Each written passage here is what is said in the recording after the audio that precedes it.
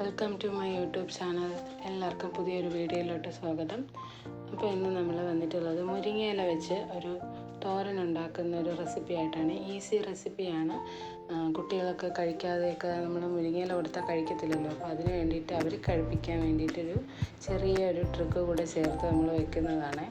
അപ്പോൾ അതിനായിട്ട് നമ്മളിവിടെ കുറച്ച് മുരിങ്ങയില കഴുകി വൃത്തിയാക്കി നല്ല ഇതായിട്ട് ഇലയൊക്കെ എടുത്ത് വെച്ചിട്ടുണ്ട്. ചെറിയ ചെറിയ തണ്ടൊക്കെ കിടന്നാലും കുഴപ്പമൊന്നുമില്ല കേട്ടോ. നമ്മൾ മുരിങ്ങയില നല്ലതല്ലേ. സാധാരണ നമ്മൾ പുറത്തുനിന്ന് വാങ്ങുന്ന കീരയൊക്കെക്കാളും നല്ലതാണ്, നല്ല ടേസ്റ്റാണ്, ഗുണവും ഏറെയാണ്.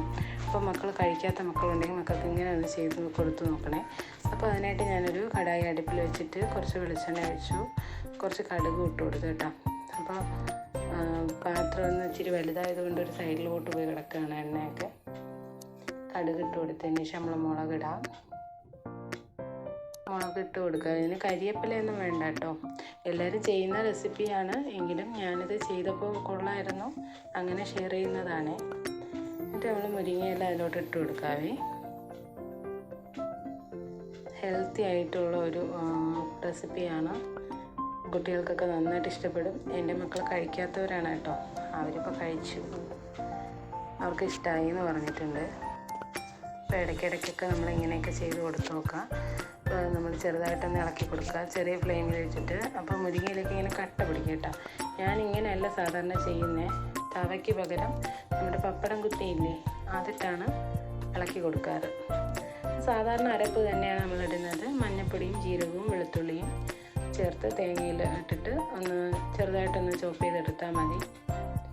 ആ മസാലയൊക്കെ തന്നെ അതിൽ മതി കേട്ടോ.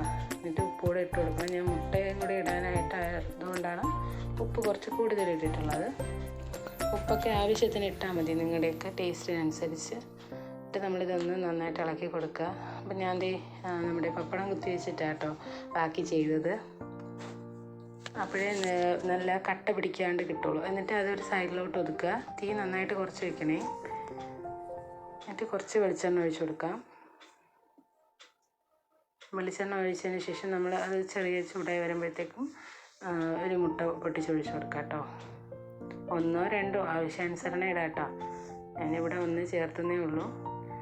ഇനി ഇനി ആഡ് ചെയ്യേണ്ട ആവശ്യമില്ല, കാരണം അതിലുപ്പുണ്ട്. പിന്നെ അതൊന്ന് ചെറുതായിട്ടൊന്ന് നമ്മൾ പൊട്ടിച്ച് ചിക്കി കൊടുക്കുക. എല്ലാവരും ട്രൈ ചെയ്ത് നോക്കണം. അപ്പോൾ നമ്മുടെ വീഡിയോയിൽ ഇപ്പോൾ ഹൈപ്പൊക്കെ വരുന്നുണ്ട്. അപ്പോൾ ഹൈപ്പ് ചെയ്യാതെ ഉള്ളവരൊക്കെ ഉണ്ടെങ്കിലൊന്ന് ഹൈപ്പൊക്കെ ചെയ്യുക കേട്ടോ. ഹൈപ്പ് ചെയ്തൊന്ന് സപ്പോർട്ട് ചെയ്യണം. ലൈക്ക് ചെയ്യാനും ഷെയർ ചെയ്യാനും കമൻറ്റ് ചെയ്യാനൊന്നും മറക്കണ്ട. എന്നിട്ട് ഇത് നമ്മൾ ചിക്കി എടുത്തതിന് ശേഷം ഒരുമിച്ചാക്കി കൊടുക്കുക.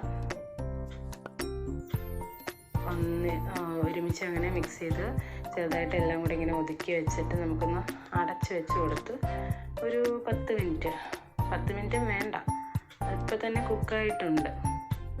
ചെറുതായിട്ടൊന്ന് ആവിയിലിങ്ങനെ ഇരിക്കുമ്പോൾ നല്ല മണമായിരിക്കും. മുട്ടയുടെയും കൂടെ മണം കിട്ടുമ്പോൾ കുട്ടികളൊക്കെ കഴിക്കും. അപ്പോൾ എല്ലാവരും തീർച്ചയായിട്ടും ട്രൈ ചെയ്ത് നോക്കണം.